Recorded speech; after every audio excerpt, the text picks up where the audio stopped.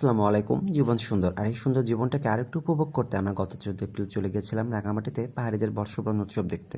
সেজন্য আমরা রাঙামাটির মিলনছড়ি থেকে খাগড়াছড়ি যাবার রাস্তায় মনীষ ভাইদের বাড়িতে যাবার জন্য একটা সিএনজি ঠিক করি। প্রথমত তাদের জন্য আমরা কিছু খাবার নিয়ে নিই যথারীতি, এবং কিছুক্ষণ জার্নির পরে পৌঁছে যাই গিলাছড়া নামক একটি জায়গায়, যেখানে পৌঁছানোর পরে কিছু বাচ্চা এসে আমাদের সঙ্গে মজা করতে থাকে। সঙ্গে ছিল অবি, এসেছে কক্সবাজার থেকে। দেখতে লাজুক বাট মেয়ে মানুষ পাইলে চাটগাঁয় ভাষায় তার গল্পের শেষ নাই। এরপর ছিল রংপুর থেকে একাত জাহিদ ভাই, আর ছিল রাঙামাটি থেকে সামি। একটু পরেই মুনিশ চাকমা ভাই এসে আমাদের রিসিভ করলো। প্রথমধ্যে আমরা যাতায়াতের সময় গল্প করতেছিলাম যে জাহিদ ভাইয়ের জন্য আমরা একটা মেয়ে ঠিক করেই যাবো, আর সেটা পেয়েও গিয়েছিলাম। জাস্ট স্টে টিউন পরের আপডেটের জন্য। তো এই যে সুন্দর একটা প্রকৃতির মাঝে হেঁটে হেঁটে আমরা যাচ্ছি, মানে কি যে একটা ফিল হচ্ছিল, অসাধারণ একটা অনুভূতি।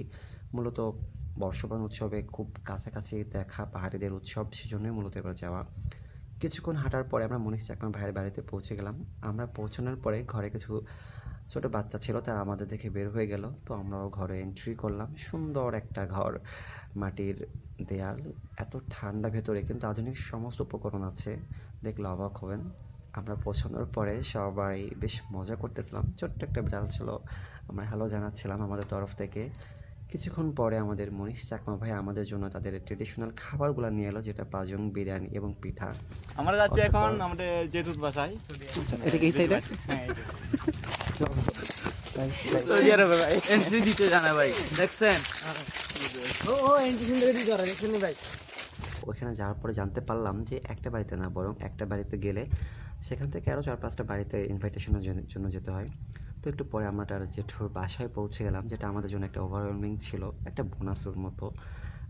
দেন আমরা বাসায় এন্ট্রি করলাম। সুন্দর একটা বাসা, আমাদের মাদুর পেতে দিল নিচে, যেটা আসলে খুবই ভালো লাগতেছিল। প্রত্যেকটা বাসায় মাদুরের ব্যাপারটা।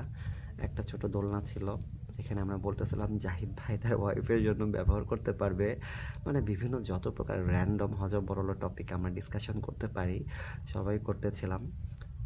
এই তো একটু পরে আমাদের জন্য খাবার নিয়ে এলো মনীষ চাকমা ভাই। সেটা একই, সব পরিবারের ছিল ট্রেডিশনাল ফুড, যেহেতু তাদের ট্রেডিশনাল মূলত বিভিন্ন ধরনের সবজি, বাঁশ, কাঁঠাল এগুলো দিয়েই, বিভিন্ন প্রকার সবজি দিয়েই এরা তৈরি করে খাবারটা।